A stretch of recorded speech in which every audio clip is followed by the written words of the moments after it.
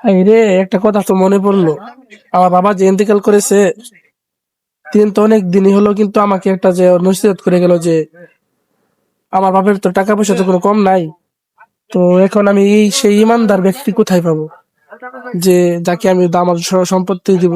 এখন উনি যে বলছে একটা ভালো একটা দিনদারি তো একটা ছেলে ইমানদার, যাকে আমার ধন সম্পত্তি কিছু দিব, গরিব ব্যক্তিকে, এখন আমি ওই লোকটাকে কোথায় খুঁজে পাবো বুঝতেছি না।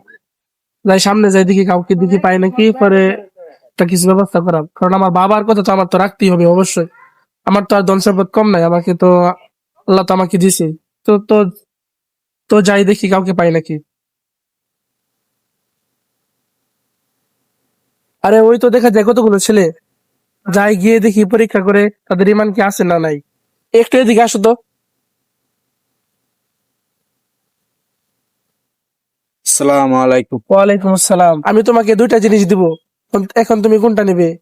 এক নাম্বার, তোমাকে আমি কিছু টাকা দিব।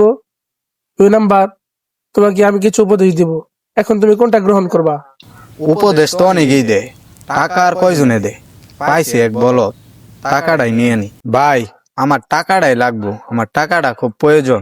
আচ্ছা ভাই, তাইলে আপনার উপদেশটাই বলেন তো, উপদেশটা কি শুনি। আচ্ছা ভাই, তাইলে আমার উপদেশটা লাগবে না, আমার টাকাই লাগবে, টাকাটাই দিয়ে দেন। আচ্ছা, তাহলে তুমি যেটা ভালো মনে করো, তাহলে নাও। আচ্ছা যাও তাহলে।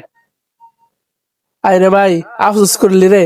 তুই যদি আমার উপদেশটা নিতি, তাহলে আমার টাকাও পাইতি আর সবকিছুই পাইতি। আহ, তুই ইমানদার না। যাই সামনে দেখি আর কাউকে পাই নাকি। হাই রে ভাই, তুই এক বলত পাইছি, রাস্তাঘাটে ধইরা টাকা যা দিস,